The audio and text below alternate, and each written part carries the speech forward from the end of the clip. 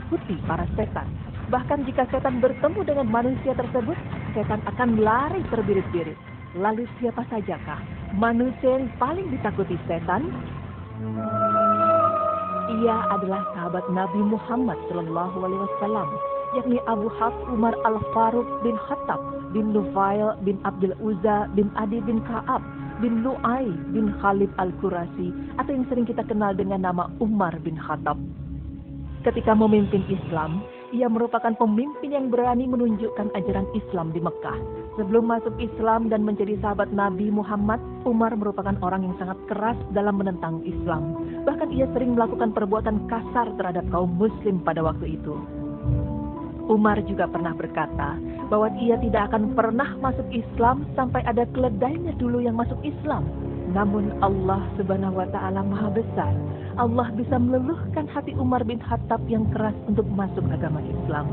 Setelah keislaman Umar, kemuliaan dan kekuatan Islam semakin bertambah. Lalu benarkah Umar bin Khattab sangat ditakuti para setan? Ternyata setan pernah berbicara dengan Nabi Muhammad. Demi Allah Subhanahu wa Ta'ala, setiap kali saya bertemu dengan Umar, saya akan lari darinya. Hal ini sesuai dengan hadis Nabi yang berbunyi, "Wahai Ibnul Khattab, demi zat yang jiwaku berada di tangannya, tidaklah setan bertemu denganmu di suatu jalan, melainkan ia akan mengambil jalan yang lain dari jalanmu." Hadis riwayat Bukhari 3480. Manusia kedua yang ditakuti oleh setan adalah Imam Ahmad bin Hambal.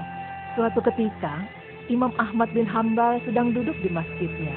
Tiba-tiba datanglah seorang sahabatnya diutus Khalifah Al-Mutawakkil, lalu berkata, "Di rumah Amirul Mukminin ada seorang anak wanita yang kesurupan." Imam Ahmad lalu memberikan sepasang sandalnya kepada orang tersebut dan menyuruh orang itu pergi ke rumah Amirul Mukminin yang kesurupan. Ia juga menyuruh orang tersebut duduk di dekat kepala si anak wanita itu. Lalu Imam Ahmad berpesan, "Katakan kepada jin yang merasukinya, 'Hai setan, Imam Ahmad memberi pesan kepadamu. Manakah yang engkau suka? Keluar dari anak wanita ini atau dipukul dengan sendal ini sebanyak 70 kali?' Orang itu pun pergi membawa sendal Imam Ahmad menemui wanita tersebut. Ia juga mengerjakan sebagaimana yang diperintahkan Imam Ahmad. Maka jin jahat yang ada di tubuh wanita itu berkata, 'Aku dengar dan aku taati Imam Ahmad. Sekiranya beliau memerintahkan aku keluar dari Irak pun, aku akan keluar.' Sesungguhnya Imam Ahmad itu orang yang taat kepada Allah. Siapa yang taat kepada Allah, maka segala sesuatu akan taat kepadanya." Jin pun keluar dari wanita itu. Namun ketika Imam Ahmad telah meninggal dunia, jin tadi kembali merasuki wanita itu. Amirul Mukminin mengundang sahabatnya Imam Ahmad dan memintanya agar membawa sendal sang imam.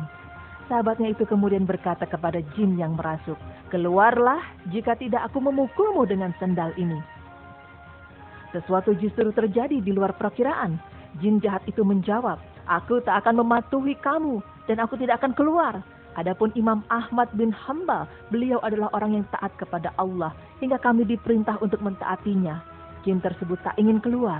Jin juga menyatakan bahwa ia takut kepada Imam Ahmad, bukan kepada sendalnya.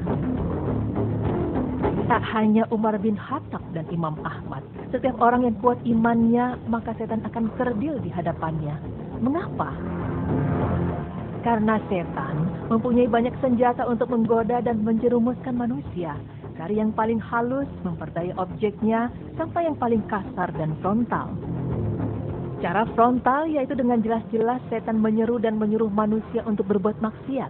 Bujukan orang-orang munafik itu adalah seperti bujukan setan ketika dia berkata kepada manusia, "Kafirlah kamu."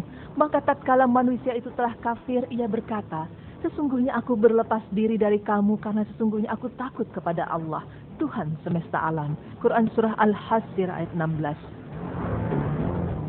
Sedangkan senjata setan yang masuk kategori halus adalah talbis.